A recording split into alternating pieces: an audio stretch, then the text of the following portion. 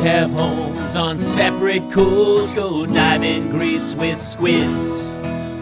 Could have been so bleeping rich, but instead we had kids. They won't smile for a photo, they won't eat the food we choose. That's why we're heading to the Parents' Lounge to drown ourselves in booze. Every day we're more exhausted, we haven't slept in years. They hit me in the nuts so bad, my eyes filled up with tears. And yes, we'd like to fake our death and go off of the grids, but the truth is we are softies and we truly love our kids. So join us every Tuesday night to laugh at all our pain. Evening in the Parents' Lounge is the cure to staying sane.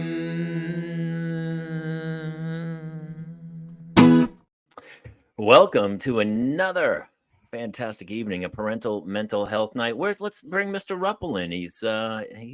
Yes. He's having sound issues. He moved and he is we're trying to finagle him out. So he might What do we think? Oh, it sounds great. I like it. Perfect. That smooth, silky chocolate pie of a voice. Did you talk to Jeff Goldblum about fixing your sound system? He doesn't know anything about technology. Yeah, sound finds a way. It's a little soft, but we'll pump it up somehow. Huge thanks to everybody for joining us. We're out in a lot of different locations. If you're on Instagram or Twitter, be sure to come over to YouTube, right, Jason, or Facebook, so that your comments can be heard. Because what up, guys? You're over on X, absolutely join us here on Facebook.com/The Parents Lounge or YouTube.com/The Parents Lounge, and you can your comments and questions, funny little things you say will be viewable by all of us. Narcolepsy's here. Fanimator. Yes, he is here already. Brandon. Brandon, and not. I mean, you know. His real name's Brandon. That's not like a political catchphrase. Like, that's his legitimate. Like, wouldn't it be funny if there was a Brandon and he married a Karen, and like they had to like introduce themselves? I'm Brandon. I'm Karen, and it would just be like this weird red blue mixture. It'd be like purple family. Great. I'm glad you guys are joining me tonight. It's been super fun. I'm colorblind. I don't even know what that. I have no idea what that means. Well, Brandon is a big political statement for Biden, right? And Karen is like a woke woman who blames black people or something in Central Park. Am I the only one who reads the news ever? Anybody? No, I got that. I just never assumed that the Karen was blue. Karen is usually I assumed Karens are racists. I think it's universal, right? I think it's universal for Karen. Brandon's very, very one-sided. Why do we settle on Karen? There's other names like Negative Nancy, Debbie Downer, and maybe I'm biased because I have an amazing mother. Her name is Karen, and she is born in the wrong time when this is going on. So I would like to change that to other suggestions. Me too. What we about could change Pat? the Pat. It could be like Pat. Or something that's not common, like Agatha, or Dolores. Dolores. I'm okay with us switching to Dolores. One of my first girlfriends, very serious girlfriend, was Karen, and I know it was a name like in the 80s. Karen was a hot name. Like Karen was. Ugh. Do you know Karen? Have you seen Karen? Oh, Karen. Now, if your name's Karen, so they aged out of hot into just annoying. See, is his sound getting in or is that just me? Thank you guys for joining us. We're loving this Thursday night time slot. It's super fun for everybody. It's been a fun time to do it, and we've had a lot more people joining us. So I hope you guys are having a cocktail. Parental mental health night. I'll open with this. I made my daughters do the dishes tonight. My wife's out of town. She's out of town. And a lot of people would be like, oh, no, you have to take care of the kids. But it's like one less kid to take care of. So it's just the two kids. And I don't have to take care of the third one. Does your wife ever watch this show? No, she doesn't even. It's so funny you asked that, Justin. That's really a Like, really what does he great do downstairs? I never know what he's doing downstairs. I never know what he's doing. Honestly, so and somebody posted. I'm in a movie called Aftermath on Netflix where I clean up crime scenes, and so there's a photo somewhere online of me, and there's like blood splattered all over the wall, and I'm in a onesie, like a cleanup crew suit, and I'm mopping up this blood scene. And somebody sent that photo to my wife, and she's like, "What are you doing? Are you working in a cleanup crew?" I go, "Kate, it's from the movie I did." She goes, "What movie?" I go, "Aftermath." She goes, "I've never heard of this Aftermath. What are you talking about?" I said, "I acted in a film like 6 months ago." No idea. No. Yeah, it's the movie with Iceman and the girl from Twilight. That's right. That's right.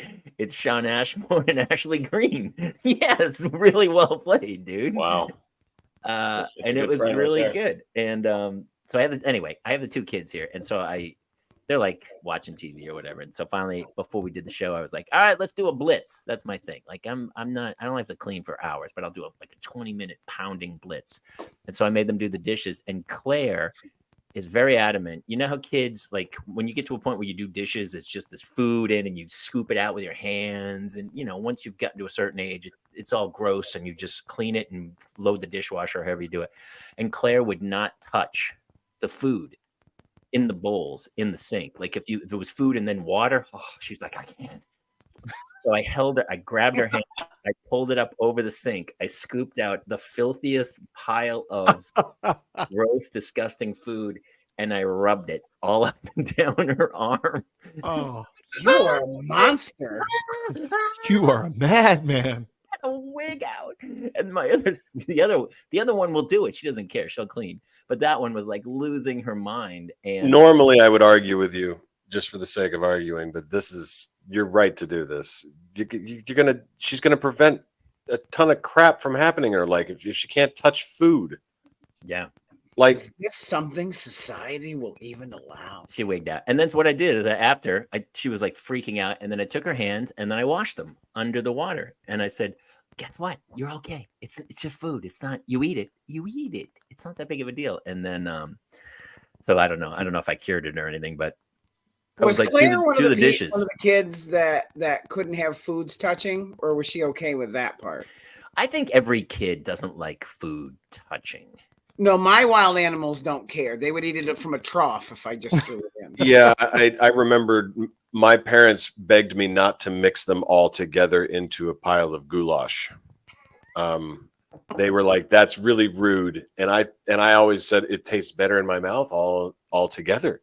Peas and mashed potatoes, and plus it's going it's going to be mashed together anyway, so right. And but they would be like, out all mashed together. Anyway, that's not what kind courteous people do. They don't mash their food together. That there's a presentation to this. So I grew out of that. But there's always, you're right, there's always some sort of kid thing that they have set in their mind that this is what I do with my food. Our buddy Shane, who's done the show, who has triplets, commented. He's like, Jamie's wife said the same thing about him the other night. A little soft. A little. Dude, I'm getting old.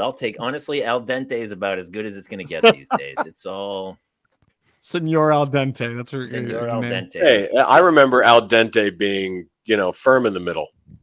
Oh yeah, right. It's firm. I like my pasta al dente. So we hope firm. Shane's doing it well. Tires easily, but firm.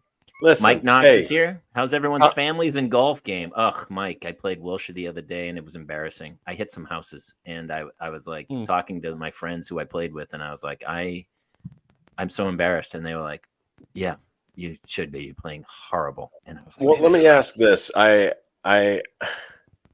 can't do. I've been playing golf alone, which is possibly one of the most disturbing, sad things you can do. It is. Yeah. It's like, because you let's say you do something good, you turn and you're like, huh? And there's nobody there. Let's say you do something bad. Now you got to march your ass all the way over to your bad shot. And you're like, what am I doing? I'm paying for this. Mm-hmm. This is supposed to be a social thing. Mm-hmm. And so I felt like a complete moron doing the things that, so there's my golf game. Like the front half of the front half of a game I had the other day. Jamie, you're going to kill me for this. I literally quit at hole 12. Oh, I've done that before. But I was playing well. I just went, screw it. I can't even turn in this card. No one's going to believe me anyway. It's no Playing fun. golf by yourself is like being the youngest child. Nobody cares. No. A lot of times here's the thing about human nature too. Sometimes if you're a threesome and you get paired up with that single guy at the golf course, typically there's a reason that dude's alone at the course. Because no one will play with that person. Because all of a sudden that dude shows up and he's like, I'm hitting from the tips. And then you're like, dude, you're like a 35 handicap. And then he's taking 13-minute warm-ups and you're like, dude, you're killing our game. Let's go while we're young. Oh, tell me about it. I just got to find out that I am that guy, apparently. I'm playing tomorrow morning. The last two times. Well, that's good. Actually, when I played with you, the problem is you're a golf influencer. You play every day, and you also just moved to a new location. Do you want to tell everyone what you're doing? Because it's one of the coolest. If you ever think about becoming an influencer and you're like, what am I going to do? Make macrame or dream catchers, or am I going to do dancing on TikToks? I appreciate Justin has figured out the hook for it. Well, I got hooked on golfing. It's what I love to do, and what I eventually ended up doing as a hobby turned into something that I'm like, if I do this enough, I can be a little healthier and so forth. Well, my parents live out here in Coachella Valley, so that's where we moved. And I started golfing at this incredible course called Indian Wells Resort. And they are insane. Like they have the surfboard golf carts. You guys know what I'm talking about? Like, guys, it's really quick, Justin. Hey, just so you remember where you are, these are three dudes who have children. We're not golfing every day. We're not out at Indian Wells. So when you say, do you know the golf? You go like, yeah, we play every now and then. But let me refrain. Yeah. Let me refrain. Yeah. Nice golf course. Came out here since I don't have the kids, and it causes me eternal sadness. I spend my days looking to fill the hole. Sure. And more ways than one.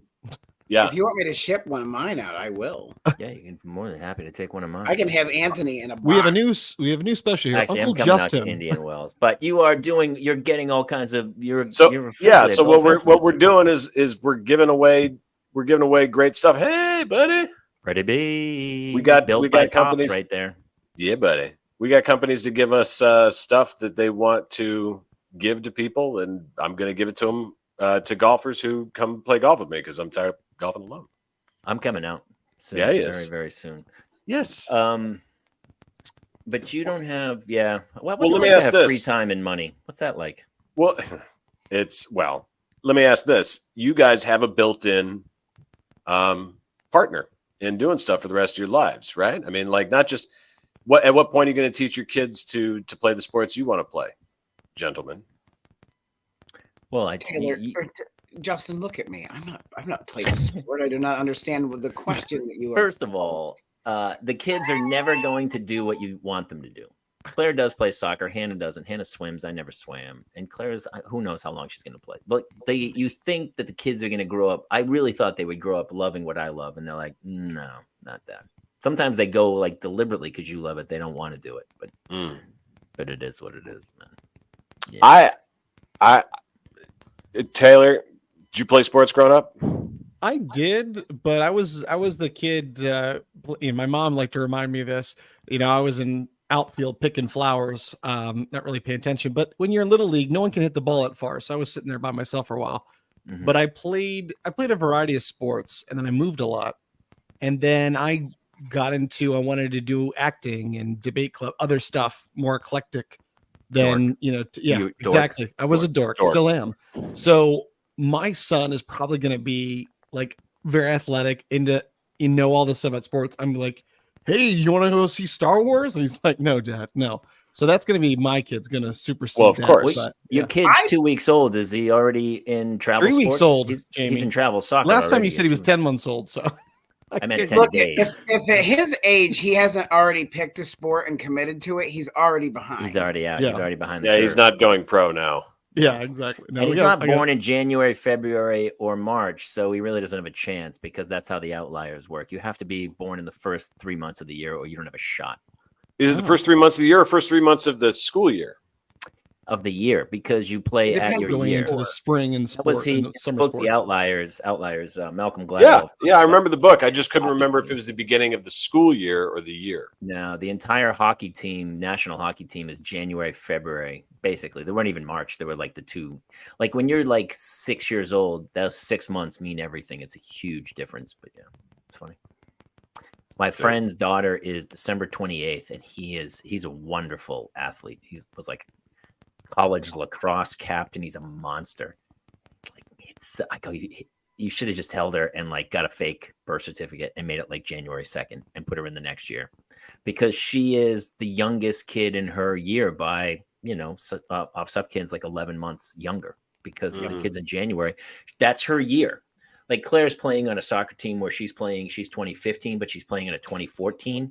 And the difference is monumental, like a foot in height, 30 pounds. It's crazy. Some of these kids, man, it's nuts that you see.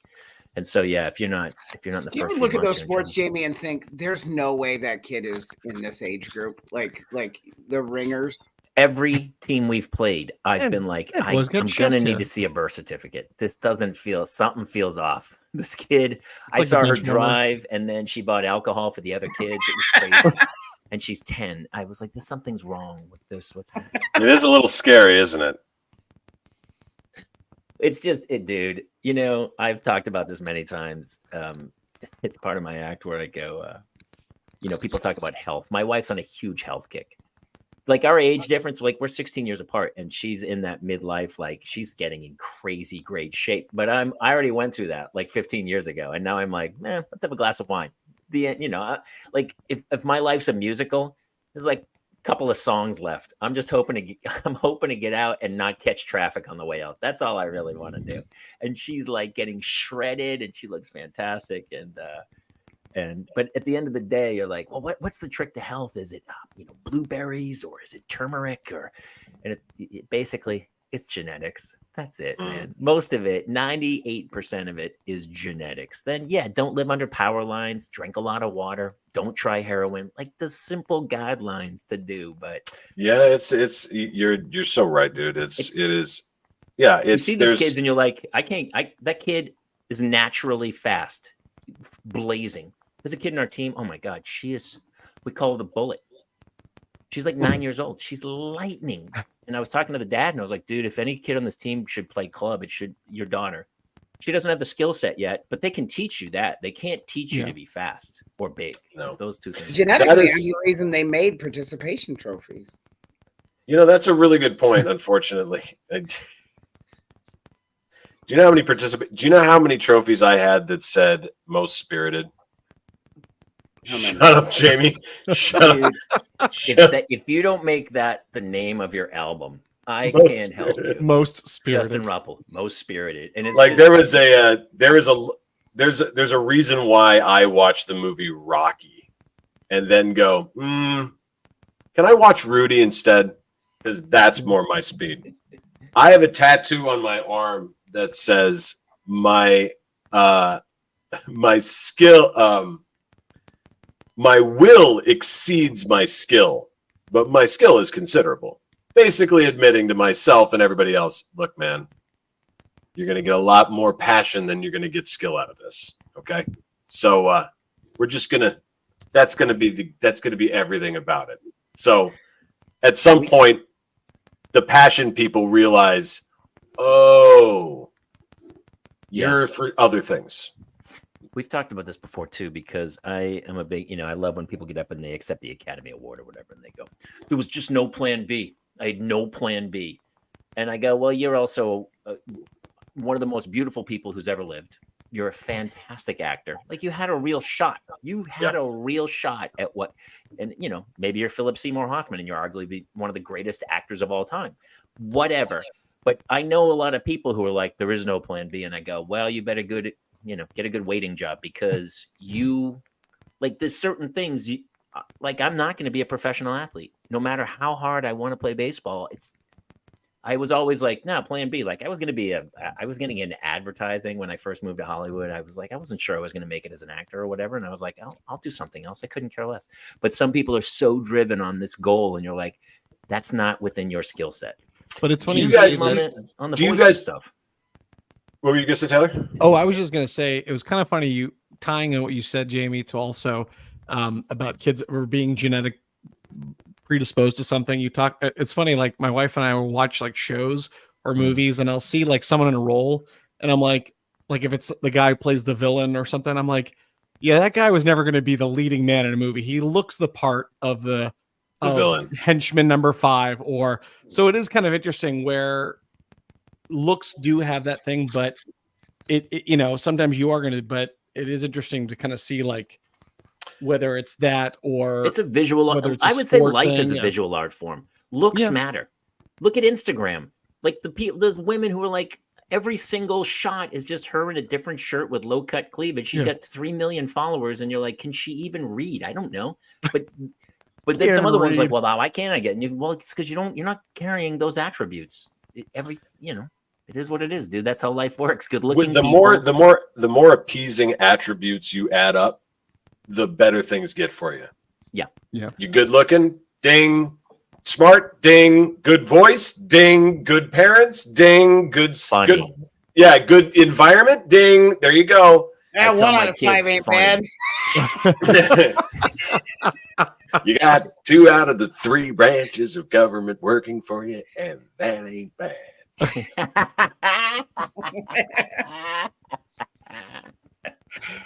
Dude, I would argue funny trumps pretty much every. You know what? Actually, also confidence. Like, do you know? And sometimes they go hand in hand. Why do you think they go hand in hand? Very much so. I agree. I think I have a theory, and tell me what you guys think. The reason I think comedy and laugh and that kind of stuff trumps it is because that has to be developed. And what I mean by that is there's plenty of like really naturally funny people, but then there are a few people you meet, and they know that that's their weapon. That's their thing they're good at. And so they sharpen it. Maybe they don't even have to be a comedian. They're just like, they're good at making people laugh. Yeah. And likability is a huge thing. Yeah. And when you have that, just like you said, Jamie, the confidence comes with it. You're like, oh, I can affect the way people think about me. And it's a developed thing. Whereas looks, you have to work out. But it's a genetic thing too, man. Some of the most attractive people I know, they eat like crap and they're just hot. Yeah. Hot is hot, dude. I love in movies when it's like Halle Berry or Angelina Jolie were in some film where they're like, oh, things just aren't working out for me. And you're like, why don't you try becoming an international supermodel? See how that plays out. Because no one has cheekbones like you. You're ridiculously hot. It's a plot hole in every movie. Yeah. Charlize Theron as a serial killer. I get it. I mean, yeah, you're still hot. We're still banging. We're still touching bathing suit parts. You're going to kill me in a road, on the side of the road. But that movie, Charlize Theron. What was it called? Legal Monster. Brief. Her first film was with Jeff Daniels, I think. 2 Days in the Valley. Oh, that one. No, I know. Trial and Error. Is that Trial and Error? Yes, that's what it is. Michael Richards. And Michael Richards. And I was like, the plot line of that is this hot girl just can't break out of this small town. And there you go, Jamie. I was like, yeah, you can. You don't have to follow this guy. Just get out. Yeah. You'll be fine. But that's the problem is you're a Pennsylvania 10, and then you come to LA and you're now like, I feel personally attacked. Yeah, same here. We got on our side. Jason, we got you're Pennsylvania. not a Pennsylvania 10. Draw a line in the Pennsylvania sand. 8. I love how we do now have 2 Pennsylvanias and 2 Californias. I will not be bullied by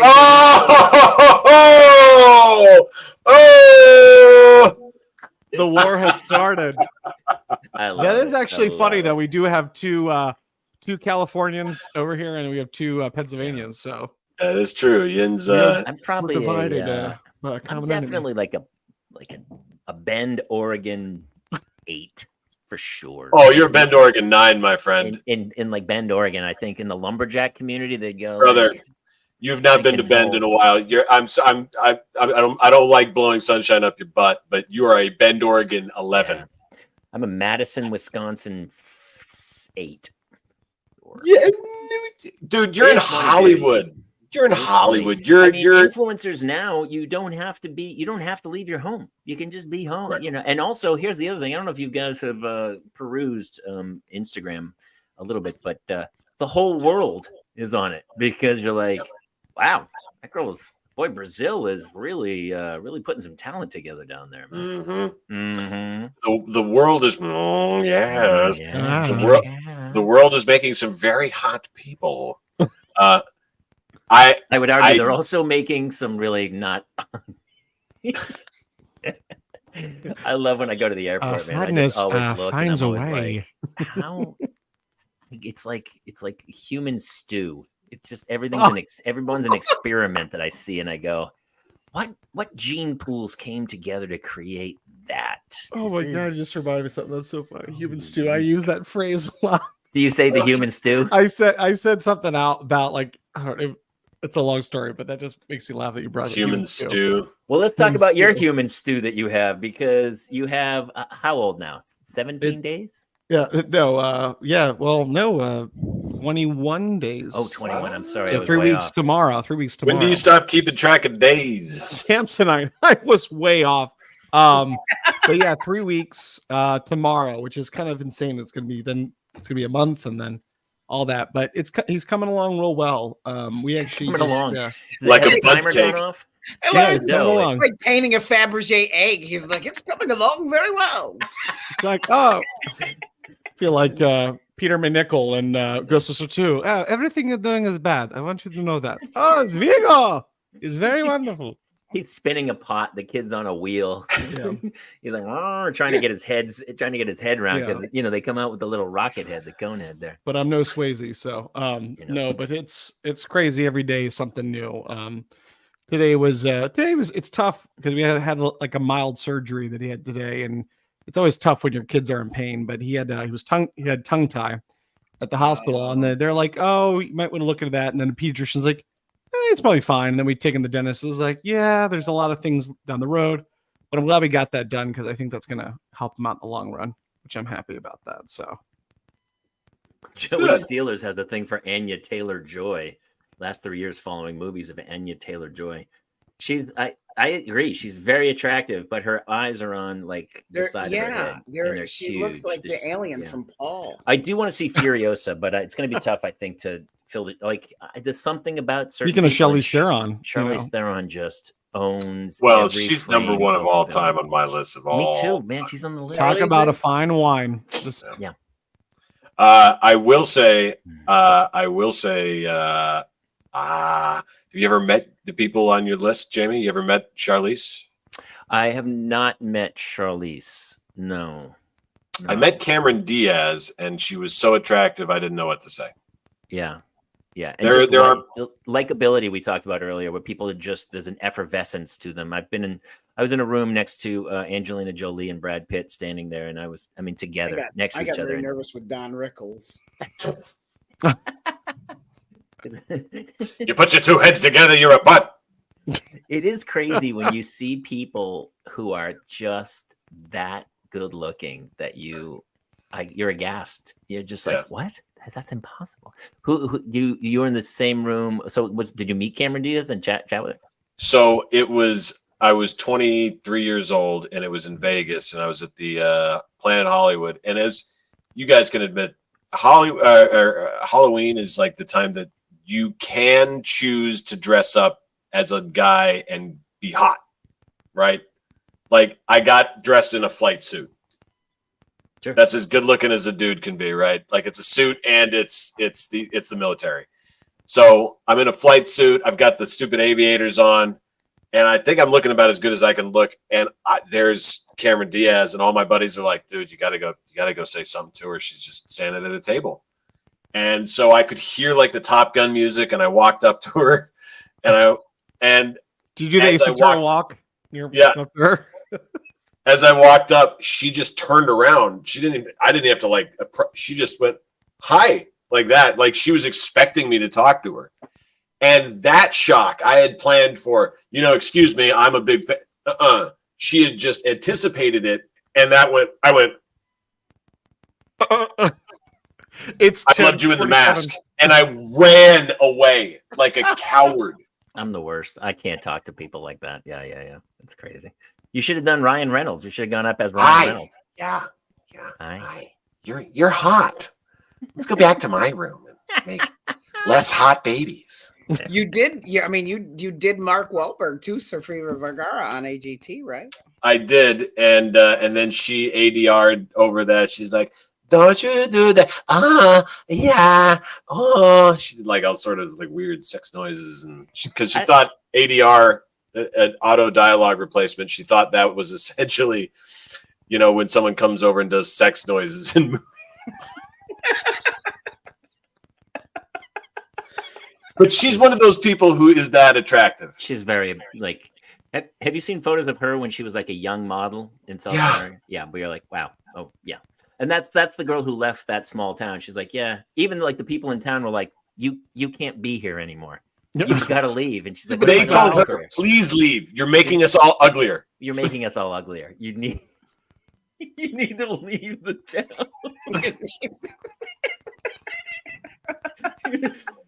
You're breaking down the average. Stop it.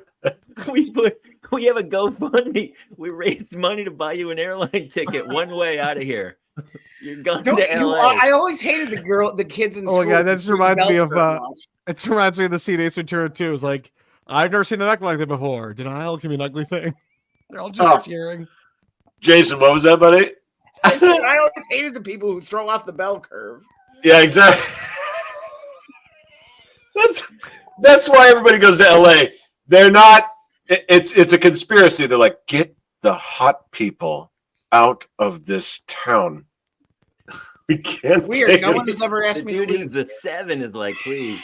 He's just waiting for his number to go up on the chart. He's like, please. He's the one who funds. He starts to GoFundMe. Yeah. He starts to GoFundMe, and then he gets a little prompt on his phone. It says, "Hey, buddy, you moved up to 9." Tom left. Tom's officially on the flight. You're a 9. He's got a little tracking device. It's getting higher as he's leaving.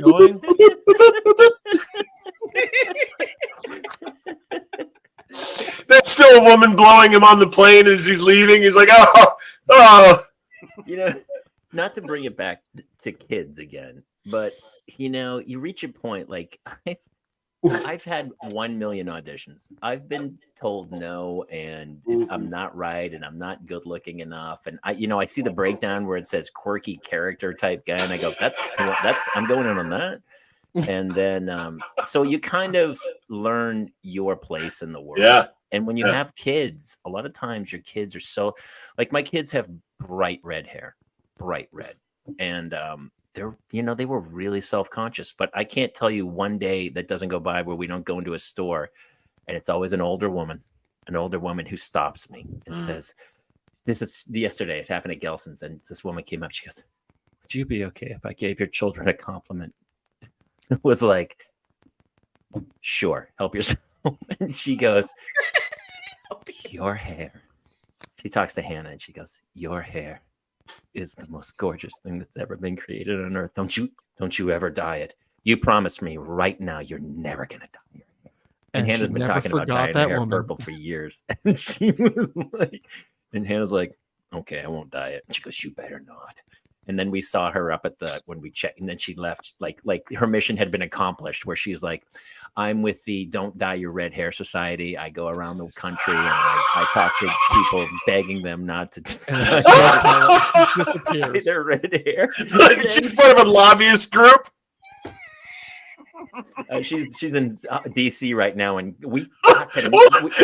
she goes out to her car. She gets in the car. Mission accomplished. I told a little red-headed gal at Trader Joe's not to dye her hair, and she's in Hollywood. How many points is that worth? That's a good one. That's Liam Neeson's next film, is he's going to be heading that. She caught us at the front again, like she was checking out right behind us, and we saw her. She walked up behind us, and then Hannah looked back at her, and she didn't say a word, but she pointed at her and went,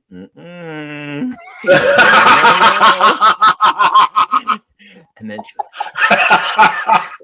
like, if it was a guy, I'd be like, you're creeping everybody out. Right.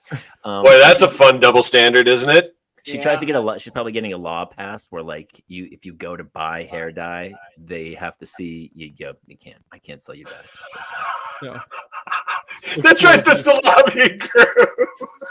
It's crazy. So, but anyway, so the problem is trying to when you have kids, body image. I would argue for all humans is just one of those things where, it's hard to go, no, that's my frame. That's okay. This is. And I always talk to my kids. I go, this is your vehicle for the journey. I can't change anything about it. This is what it is. Hannah got torched. She went swimming and wouldn't put sunscreen on. It blistered and peeled. And I go, I tried to get you to, at some point it's your body. Oh, you alabaster babies. That's the way it goes. Do that. I go, one day you'll be thankful you have this unbelievable alabaster skin, but you live in California and you have got to wear sunscreen because this is your car for the journey and you need to take care of it. And be proud of it because this is the only car you're ever going to get. And it's a hard journey for people to understand. It's every one of them is. I was going to say nobody taught, like when I was growing up, like nobody talked to you like this is the vehicle that you're given for the journey, and now I'm driving an Uncle Buck's car.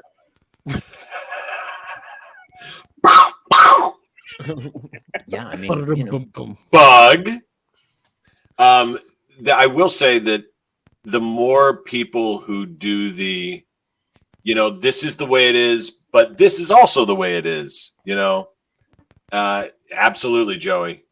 The this and that. You know what I mean? I remember I had a real bad problem with acne growing up. And you too. Mm-hmm. And it was like everywhere. But I had one dermatologist I went to, and she was a straight shooter from Texas. And I went in there and she went, "Whoo, boy, your face looks like an oil field in Houston." I was like, "Oh." And she goes, "Full of pockmarks and blackheads and Texas gold." I was like, "Thanks. Yeah, I know." And she goes, "Son, now listen, right now it's going to suck. But about 45 years old, you're going to look 25 years old because that oil is a natural moisturizer where everybody else is going to have to put moisture on their skin. You look like a little pockmarked Groundhog Day right now." And if somebody told you as a kid, like, "Hey, that thing that's a negative right now, someday that's going to flip." There is a point. Your red-haired kids are gonna stand out in a crowd, and they're gonna want to. And that's what she was saying. There's some day where everything that we think is a thing that keeps us down is going to be a thing that you're like, "Oh shit, I'm kind of glad that happened." But it's hard to tell that as a kid, isn't it? Yeah, I mean, certain things are just And some things are not immediate. going to be Everything's good. right I got terrible now. news for you. Yeah. Some things are going to be bad, and that's all there is to it. And could be worse. Other kids have way worse problems than you do. You're healthy. There's a lot of positives, but the only way you can spin the Brad Pitt's childhood that rough? No, Brad Pitt's childhood was probably pretty candy. Yeah.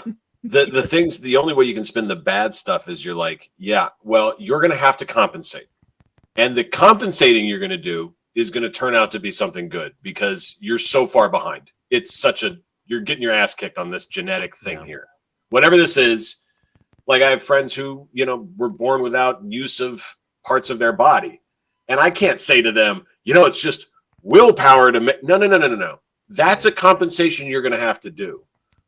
But the compensation is if they decide to, if they can find the will, then the overcoming can turn out to be something great. But you have to be straight with those individuals and be like, I'm not going to sit here and be like, it's supermodel time. You're born without the qualifications. When you see your kids go through it. Taylor, so you had the snipping on your son's tongue, huh? And his upper it's the lip. under part, right? It's too much connection. And his upper lip too. Oh yeah. So it was So because they said like if you don't, that would be like it would affect his gums later on, and would just. So I mean, it was just my wife was. God bless my wife Lindsay, because she's really been good about. And I read up on the stuff, but she's been on top of it, very good with the research and such. Like all that stuff's going to help potentially avoid sleep apnea, speech issues. And we talk about kids getting made fun of and what they're worried about is like, we all here use our voice for comedy, for conversation, for, careers. So for me, that's like a big thing I don't care what my son does. Well, obviously I don't want him to do crimes, but I mean, if anything he can do in his life, I hope that he has a good voice and he can speak well and he can communicate to people, because I think that's if you can communicate well, I think that's huge. And I would say that's one of the hardest things that we're watching right now, especially like when we take the twins to school because they are non-speaking. The struggle we are having with watching other kids like bully them or be mean to them because they can't, and it's so hard as a dad to watch your kids go through that when somebody says something like, "Hey, why aren't you talking?" And like they start getting angry with our kids, and our kids just don't understand that, Yeah. Dude, tell everyone about the school, because it brings such a smile to my face. Your kids are in this great school now where they're learning how to. It's called it's an ABA therapy, which is applied behavioral analytics or analysis, excuse me. And it is a 40-hour week program where they are doing 600 repetitions a day of different verbal functions, physical therapy, OT, and all these different therapies to try and march through all of the craziness that the autism has kind of put on them, because of their, and also they have this genetic mutation. So we have all these pieces that got handed to us, and the school has, I would say, just from when they started in October, they went from about 35 words to close to 50. And so like, it was a jump. We were told, and like Jamie, like we were told that this was never going to happen for us. Like this was not a thing that was going to happen. And they've even now brought in a renowned therapist from Penn State who is published on the apraxia, which is one of the conditions they have, and she is working with them on all these different things and motor functions to kind of get us where we need to get. And so it's been a journey. Well, I think it's awesome that you said that, Jason, because I don't know if you guys know, I have a brother who has autism, and I think just it's great that you're in Pennsylvania, because I feel like Pennsylvania is one of the states that has done wonders for kids with autism, special needs, disabilities. My brother went to the Children's Institute in Pittsburgh, and it was amazing. We moved a lot, and it took like 3 moves to get an actual diagnosis, but you see where he was. And we were just talking about this. Long story short, my friends of ours are getting married in Alaska next year. And I remember my brother when he was much younger in Alaska, and my parents taking him around, and he just nonverbal, couldn't speak and cry and stuff like that. You see him now, and Justin knows he's just this big 6'4" gentle giant of a kid, and he's just the sweetest kid ever. And it is amazing, the educational programs, and I think that they need to get better. But I'm glad to hear that warms my heart, Jason, because I can appreciate that even more. I had that snip my tongue when I was a baby. I don't have a very long tongue, and they cut it because it was connected. I didn't even know what it was called. My mother told me that I had that as a kid. Well, now there you go. He's a professional voice artist. So yeah, I also my back molars, my back 2 molars had 5 points, not 4. So my tongue and I would bite it all the time. And when I remember in like 3rd grade, I had to go. I couldn't say S's. My S's are still bad. Sometimes I'll punch them as a comedic thing to go like I went to Mississippi, but it's really because I'm not great with S's, so I'm punching it. I can't roll R's. I can't do it. When I do a Scottish accent, I had to go do the D sound. So instead of great with rolling R, I go g'day. That's how I used to do a Scottish accent. And I tried to learn it phonetically. And if you do the D sound, it goes, "Oh, that's g'day, g'day." But I'm hitting a D. It's not. I can't roll R's. You can't roll the R. I can't roll an R. So you're just from a different part of Scotland. That's all. Yeah. It's so funny that here, it's a big metaphor, isn't it? That I spent my entire life trying to do voices, trying to do other people's voices. Mm-hmm. And I finally got an agent, and they're like, you know what? We would really like you to do your voice. Be yourself. Yeah. Right. Now, the irony is just what you just said is you had that part snipped. You had problems with your S's. My whole life I had what sounds like a very stuffed nose. And so in order to adapt to that, I made up the radio talkie voice that you hear now, where my natural voice is more like this. It's kind of like through my nose, and you can kind of hear it whistle. I have to change it to make it like an adaptive voice. That's the radio voice, whereas my natural voice would be more like that. Like I sound like my dad. Deliberately, I do that too sometimes, where I have to catch myself, because sometimes when I start acting, I start coming up here, and then especially when I do voices, I have to I can hear it in my own thing to come down. Exactly. But when I get animated, I start to come up here. But I sometimes think there is a bit of the performers in life. There are people who really like to make the performance, and they're the ones who are like, hey, could you go ahead and focus that camera or eyes on me? That little group of people who prefers to be there, they're the ones who had to spend a whole bunch of time somewhere in their life being adaptive. Yeah. Like really being adaptive. Like they did not fit in for a good chunk of time. And in that time, there was a hyper fixative adaptive thing. I don't know what it was. And comedy is self-preservation a lot of times. Crack the joke so nobody punches you in the face. But it's the only reason I am alive. You do have a punchable face, Jay. Oh, please. You're lucky you're funny. Laser sharp tongue. Well, you know what's funny too, dude? I never took Alexander Tech. Like the reason everyone's like, why all our actors now are like British actors or Australian, but that's because they've training. Like they're trained performers, so they have that. I mean, when you hear Ian McKellen speak, right? Let's hear it. I am an actor, and on the day off, I just pretend to be. You shall not pass. I am not a wizard.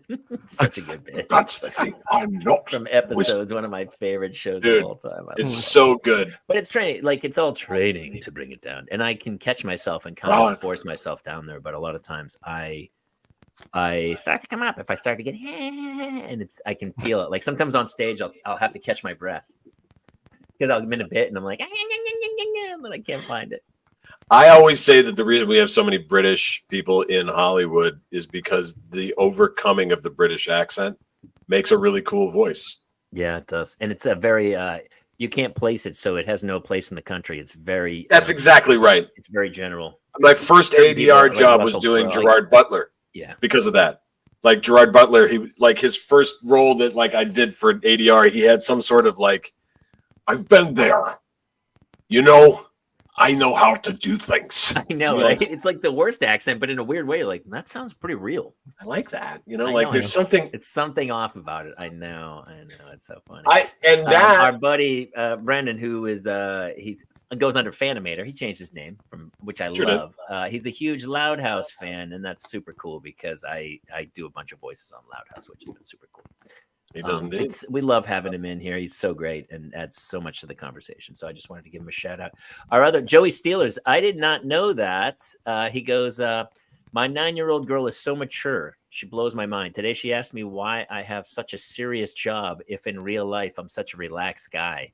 And I told her I should be a lifeguard and forget about money. Well, I want it. Does anyone else want to know what his mature job is? I want to know. Boy. What is your serious job? Watch, he comes back. He's like, I'm a hitman. Wait, back up. If I tell you, I know who you are. It's been watching you. Speaking of which, I didn't know you did voice Loud House. That's my brother Nick's one of his favorite shows, Jamie. So that's pretty awesome. I play the softball announcer, but I've done a bunch of episodes, and then usually when you do an episode, they'll have you pick up a couple of the other like tiny voices. But I'm always doing the softball. Lisa Loud coming in, hitting the ball, batter up. That was one of the most exciting things to take my brother to one of the Comic-Cons in Pittsburgh, and they had Jim Cummings who all the voices. And he's because Winnie the Pooh, I think I've said this before, but everyone in our family is a character. Winnie the Pooh, he's obviously Pooh. I'm the only human. I'm Christopher Robin, which I don't know why I got bestowed, but everybody's a character. Well, I brought him there and he did the voice, and he was just so excited because they got an autograph. And I didn't know if he'd really get it or appreciate it, but then there was that. And then when we went to, and then we had Carl Weathers, rest in peace. We got to meet him in person, and he had seen The Mandalorian. And I was like, all these autographs, I only get one. He's not taking photos. So I was like, I had to get, of all of my, no, it's probably sad, but I got Happy Gilmore because I was like, I had to get Chubbs for my dad. Well, and I was like, I did this for my dad. He's like, just have Jason call him. Yes, I can do it for you. Oh, he would love that. It's such a pig. Andrew's in. He just ducked out to watch the Such a pig. That's the best. It's one of the best clips of all time. Is him. If you haven't seen the show Episodes with Ricky Gervais, I think it's extras. No, extras. Episodes, different shows with Episodes is Matt LeBlanc. You're absolutely right. It's extras with and he's an extra who then reaches his dream of becoming a series regular, and he's still miserable. But the guest stars are Bowie. Liam Neeson does improv with him about an African prostitute with AIDS. It's like, dude, it's arguably, and that's he's the new Leslie Nielsen in the new Naked Gun, and deservedly so. Because of that scene alone, you're like, he's one of the funniest. Because comedy is play it straight, he plays it dead straight. It's so one of the funniest down the scenes middle. I've ever seen. I'd like to do some acting with you. Hello, and he's like, knock knock, come in. I have AIDS. That's how he opens it up. I had sex with an African prostitute. And the other dude's like, hey man, it's you might want to keep it light. Just go Google it, you guys. Trust me, Gervais and Liam Neeson. The Ian McKellen one where he explains that Acting. he's not a wizard. He's like, I'm an actor. I went Syrian. I'm a wizard. One of my favorite. The one with Kate Winslet and oh my god. Oh, yes. Oh, Kate Winslet. Oh my god. Dirty. So dirty. And then Extras is awesome. Narcolepsy knows it. I mean, I know it's streaming on Peacock. You know what? Actually. I might go back and rewatch it. I've gone back and rewatched a couple like shows recently, like Narcos. I went and rewatched again. Boardwalk Empire. I watched the second time. I was like, really good, really good shows. Yeah.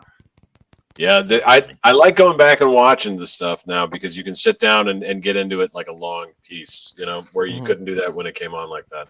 It's been really nice. They just actually been released the supercut episodes of The Office on Peacock. Fantastic. So it's basically all the deleted scenes, they added them in.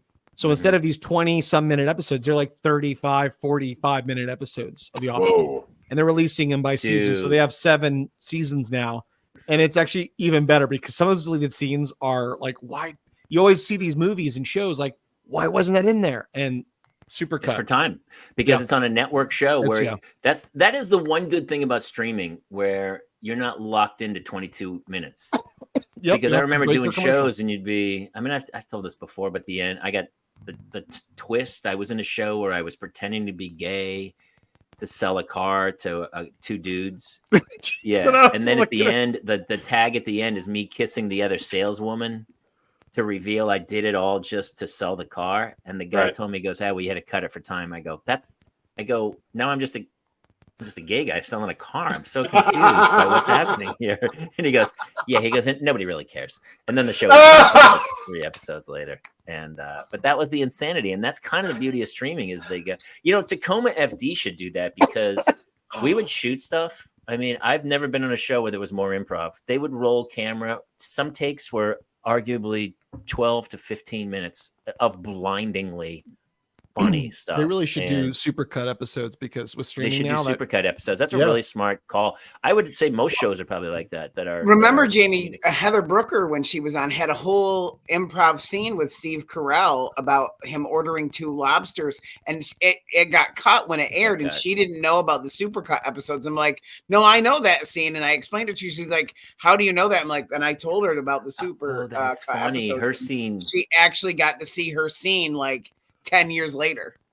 Wow. I'm in the movie Vice, but in the theatrical release, I was not. They had cut my scene. And then all of a sudden I started getting residual checks and somebody was like, hey, man, I saw you in Vice. I go, no, I got cut out of it. And they go, not the one I saw. And so there were all these different versions out there of like whatever was. And I was like, that's awesome. Yeah. That's awesome. It is one good thing about streaming. I do think the time that we were trapped into, like in some weird way, we were trained like, Cheers is 22 minutes. literally to the minute, to the second. And nowadays, you watch shows and you're like, oh, this one's 48 minutes, this one's 39, which just kind of works because it helps the storyteller. It's like, I guess, doing The Moth where they have the clock going and you got 5 minutes, dude. At 5 minutes, the bell rings and the mic goes off. That's all I can tell you. Bro, I don't want to say this because now I'm just realizing it. Holy crap. Everything is just cyclical. It's just cyclical. Because everybody used to say, remember in the 1940s and 50s, they're like, movies are dead. Movies are dead. They introduced talking and it was dead. There's nothing good, right? And then all of a sudden, television. The other screen, the silver, the little one, that little one came out and it was great. It captivated the nation. And then what happened? Movies took it back. Right? And then television took it. And now home video. Now we're going to streaming. I still think movies are never going back to what they were. No, for sure. No. I will argue though that I still to this day, like, I can get lost in a movie, but I feel like my kids, it's harder for them. I watched Dune 2 came out on HBO. It's one of the greatest science fiction films of all time. It's insane what that guy's making. Every frame of that film could be hanging in a museum. Like this is one of the most gorgeous things it was one of the few times I was like, Jamie's voice saved the talkies. Respect. Wow, great job, man. Nice game. That's where I recognize him from. Yeah, you got Moxie, Jamie. You got Moxie. Moxie. Speaking of Moxie, one nickel a can. It's delicious. You're going to enjoy it. Oh, hey, we found out Joey's job, not serious, accounting. Not serious is accounting. My daughter meant my dressing code and my miserable face in the morning. Thank you, Joey. That's awesome, dude. That's yeah. My accountant is actually a comic as well. He's a comic at the Comedy Store, and he's an accountant, which is always and occasionally a guest on this show. And then occasionally Bob Wheeler, one of our favorite guests. He does money tips on here, and I've actually learned some stuff. He was the one who was like, you should have your kid's piggy bank. You should see through. It should be clear. I was like, that makes total sense because then you can see the money rising. But if you don't, it just goes into this black hole and you can't follow it. And you want to see the progress of it. And it made total sense. I was like, so with all my kids' piggy banks, they're like clear jars. Taylor, I had one of those where it was like piggy bank with wood and then plexiglass on the side. You could like unscrew it. And that was like, I think my mom, I don't know who got that for me, but that is smart to have it see through so you can see it. Yeah, those big Coke bottles. That's what I had. That's what I always the coins. I had a bank that was shaped like a toilet, and you just flushed it, and the coins all fell down into the. Oh, the Vegas bank. I had that one too. I had one where it was like a old one, and the guy you put it in, and then he'd go shabang, and almost throw the little metal one, and he'd throw it in, and it would go shaboing. Shabang. Woody's Roundup. I gotta tell you, what's funny today? Woody's Roundup. And I think Jason might be in the same vein because Jason did a stand-up show tonight.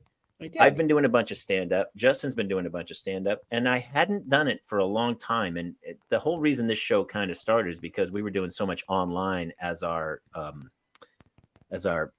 creative release, really. And before that, for 10 years, I've been on stage like 6 nights a week, and I've been getting up on stage a lot. And so it's weird. I feel a lot of the anger has dissipated because I'm unleashing it on audience members at shows, I guess, in a way. Do you feel that way, Jason? Because you had a show, you had a big show tonight, and I texted you like, "Cross show went great." Yeah, it's like this release. Yeah, it was. It's so different from like the tone of us from when we started this show to like we were like Survive in Advance. We talked about it before, and now I mean, like what Taylor's going through right now. Yeah. Yeah, you guys are standing up. I'm just sitting down, and you make it across the state. You always have a stage here. Yes, I appreciate that. But Jason, getting up lately for you, I feel like it has changed you as well. Like I don't have the same like, thank God, hanging on by a thread. Yeah, because I'm getting to vent the shit that my kids do. I get to talk about all the crazy stuff my kids get into every day. But not just talk about it, because you can do that here, but you get to talk about it in a heightened sense of adrenaline. Yes. It's almost as if it's like the old well, if you're going to smoke a cigarette, might as well smoke the whole pack, right? You're like, hey, if you're going to complain, do it in front of a whole room of people with a microphone.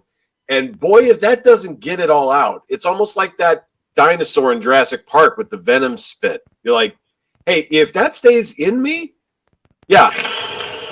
And if they laugh, you know they're going through the exact same thing. Yep. Yeah. That once that hits, Jamie and Jason, once that there's a moment when you're laughing at them laughing in your head, but then it goes, boop. Oh. I improvised a bit the other night at Flappers, and it started to catch fire, and then I just kept going with it and running with it, and then after I sat down and wrote out the whole thing and stuff, but it was so like it was like a painting, like you made something and it really connected and it clicked. So I'm putting up my album Homeschooled, which came out a couple years ago. I had filmed as a special and I never put it up, mainly, and I thought about this because I wrote this thing and I made a little video to go at the beginning to go, hey, before you watch this special, because I'm going to put it up in the next week, I said, let me set the scene for you. It's the pandemic, because the whole album's about the pandemic, and I wrote it. But it's weird because I never released the special. I've released certain little clips a lot, but I've never released like the whole 60-minute special. So I wrote a little thing about it, and in it I kind of got emotional because I was saying how I couldn't even look at this thing like it. I was so detached from the pandemic. I didn't want to see anything about it again. It made me so angry. And the fact that writing all that comedy and doing our shows and stuff got me through it. And so it was the whole hook of the little bit I did was about the fact that comedy doesn't even just drive happiness, but I think it really drives survival. Like, I think laughter is the key to everything. And if you can't laugh, you know, I did a joke the other night about, I keep talking about death. Like, I had a big joke about a coffin or something, and people were rolling laughing. And well, it's on the horizon for it. I basically said that. I said something about about the buying the coffin. I go, if Costco sold a coffin that had a refrigerator and a TV in it, a lot of dudes are buying a coffin now. Like you put it in the garage, like, where's Dad? He's out in the coffin. And then I improvised this line of like, look, you're going to buy one eventually. You might as well get some use out of it. And they rolled laughing. And wow, that's a good I point, was like, dude. If you can't laugh at the fact that I just saw Pete Holmes. He goes, just take a second. We're on a rock in space, spinning, flying around. If you can't laugh at this, then you're doing it wrong, man. And we're all here for a temporary time. And so coming out of the pandemic, I don't know about you guys, but I feel like finally, it's taken a while. I mean, I was pretty damaged. I feel like I'm kind of finally in this weird, comfortable place of back kind of trying to work and write and be creative that had kind of eluded me for a long time. Jason, I think you feel the same way. Absolutely. You're a lot less angry and punching less lamps than when we met. For sure. But that lamp had it coming. That lamp eyeballed me for weeks.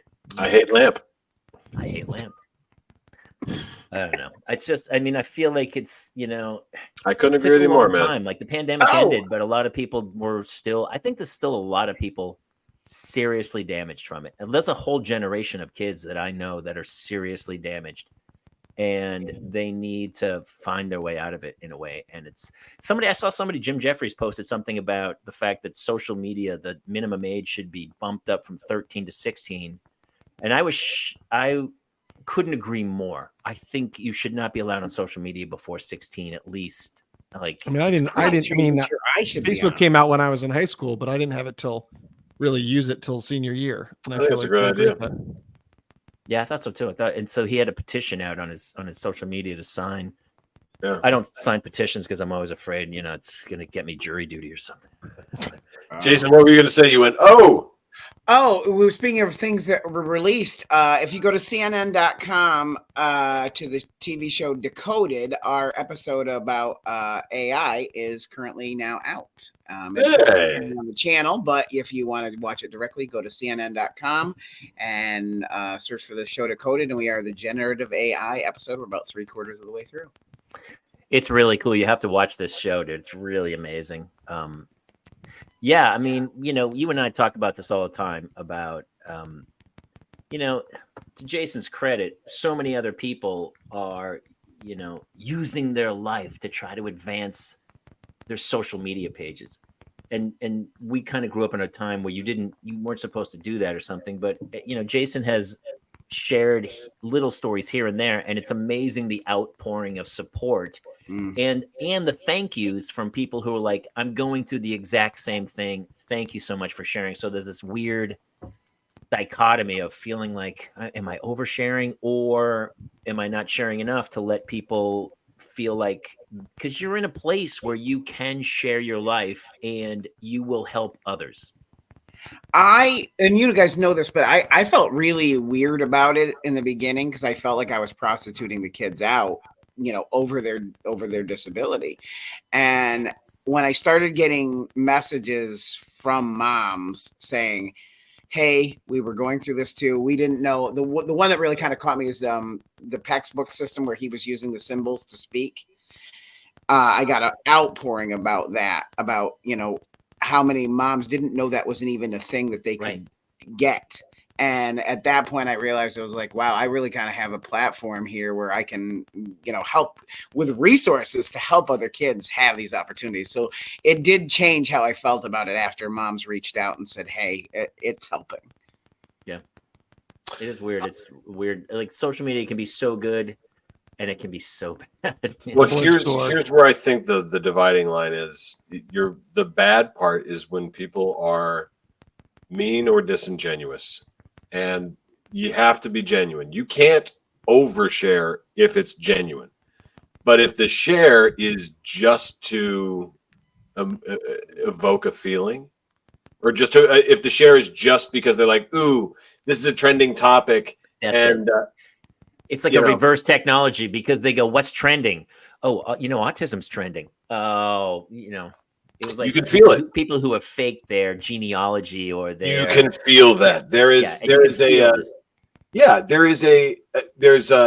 in TikTok. Interestingly enough, there's a little thing that you can click on that says Creator Insight, and they tell you as a creator, here's what people are talking about. Here's what we think you should create content for, and you can always tell when someone has done that, because they're including the exact phrase that someone else is looking for. And you're like, it's button words. Yeah. You went through your life and picked a story that matches the narrative of today, not the other way around. If your narrative is, here's me today, good, bad, ugly, all of it, no matter what is trending, here's what I'm talking about today, then you can't overshare. Yeah. But the second you make it like, I'm doing this to gain clout or money, fuck you, bro. Yeah. And Jason, you're just being raw, you're being genuine, and you're being yourself, which I think is. Put that back. Who should read this? Jeff Bridges. I was going to say Jeff Bridges. That's funny. Low cut cleavage has been trending for a long time now. Can't figure it out, man. Dude, think about it. I mean, it's low cut cleavage. You can't figure that one out? Yeah, that's a good point. I don't know. When I show mine, people ask me to put the shirt back on. That's not true. You have a fantastic rack. That's some nice meavage. Look, if Bill Burke do it, so can I. Oh, dear, I love your meavage, Jason. It's fantastic. It's the head on top of the cleavage that's really disconcerting. It should be just, if you cut it from neck down and just do the cleavage, I think you're going to get some. Did you see the new SI swimsuit models? No. Some are not your very typical swimsuit models. So you're saying there's a chance then? Yes. A couple. Honestly, for a second, Jason, I would go, is Jason in the Sports Illustrated swimsuit model? I didn't want to spoil anything. But... And then I was like, he must have tucked his junk because that's a very tiny bathing suit for Jason. It wasn't that much tucking. You know what's interesting about... You're ahead of you, folks. That was my college band, Minor Tuck. Was it soft rock? Is that what it was? Oh, that's good. Soft al rock. Dente rock, brother. Come on, I'm not fully soft. I go al dente rock. I like back. Oh my god, that's so good. Now I even forgot what I was going to say. It's too good. Fantastic. Good times. Good. You really did forget what you were going to say. It's all gone. It just flew out of my brain. It's 9:10. My wife's out of town. And by the way, I texted her before I started the show and I said, hey, listen, just so you know, I'm starting the show at 8. What so show? She said. Don't call me. She hasn't called me all day. And then, of course, she called during the show. She called. And then I'll pick up and she'll go like, I'm on the show. And she'll be like, oh, yeah. No, I knew that. I forgot it. I forgot. Let me also say to our audience, if you're listening to this and the mic sounds weird, straight up, I went through 6 different incarnations of microphones only to have every single one of them fail. And the cheapest one is the only one that would even make a qualifying sound. So it's the best sound. It's actually really good. Do you guys agree? Yeah. Isn't that the worst? Isn't that really good? Oh, fudge. I literally, I'm sitting in front, I'm looking at an entire room full of Rode and Shure equipment only to have this stupid TikTok thing be the only thing that works. Well, it sounded fantastic. I appreciate just so everyone else all. knows, Taylor's Instagram account got hacked and is gone. It's gone, and that's that, and we're never going to see it again. Yeah. So go see his new one at Mr. So Cool _ 90, which is it's gratuitous. It's gratuitous, but let's help him rebuild back up to where he was. Justin, if you love golf, you should go check his stuff out. It's hilarious. He's out. If you get angry when you see other people playing a lot of golf, then don't go because it will anger you. Because that dude plays a lot of golf. Definitely check out Jason's because you'll see a lot of posts with his kids and it's beautiful, man. And if you want to have a little sweet moment, then Dr. Gowan is the place to be. And I haven't posted in a while. I really should start posting again, but you got your specials coming out, so that's true. I'm going to put that up on my YouTube page. Once that comes out, I'll start posting some clips, and we're starting to do some more stand up. So I am going to start posting clips again. So yeah, everything actually has been pretty good lately. I hope everyone out there is doing well. I love the support. Thank you for all the fans who show up every week. It's crazy fun, and this Thursday night slot. Let us know what you think. But this is kind of, I think, where we're staying. Except for next week, I'm out of town, but we're gonna go Tuesday. We'll be live on Tuesday. But we'll post something else on Thursday night, and definitely, if you're on our YouTube page, please subscribe. If you're on our Facebook page, please follow. What else, Jason? Do we need to tell people? YouTube.com/The Parents Lounge is also there, and also again, the guys over on X or Twitter or whatever it's called right now, we can't see your comments. They don't come over with the rest of the feed. So if you want to be part of the show, you want to make funny comments along with Narcolepsy and Joey Steelers and Freddie and Brandon, and get your name read out in the actual show. Then do that. Absolutely come over to either YouTube or Facebook and join us every week. We also have a merch page where you can't see it if you're just listening to this on, but you have your DILF on too. I have a DILF shirt on. Look at as them a dad, DILFs. I would like to fondle. We have a merch page somewhere. We sell merch, but I don't know much about that. But that's how I roll. I guess that's about it. Everyone's in a good place tonight. It was pretty fun, and thank you guys for making me laugh really hard. All of you. You Taylor, guys are on point. And next week, Corey Durham, who is the new voice of Barney the Dinosaur, will be joining us on the show. Oh yeah. Ooh. Yeah, John Henson's awesome. coming. We have a bunch. Actually, we have a bunch of people have been reaching out. But here's the truth. I love having guests on, but honestly, I like just hanging out with my friends, having a drink, and Me too. and talking to the fans, and just I love you, letting them losers. rip it. And I mean, I don't love interviewing people. I love riffing with my friends, and that's what's really fun about this show. So thank you I guys like when for a guest tuning comes, in. but they just hang. Like we're not expected to put on. Nicole Birch was here. She was fantastic. Our Sunday best. But that's it, man. Parental mental health night here. I hope you guys are all doing well. Be cool with your family and be kind to each other. And we'll see you next time here in the Parents Lounge. Good night, everybody.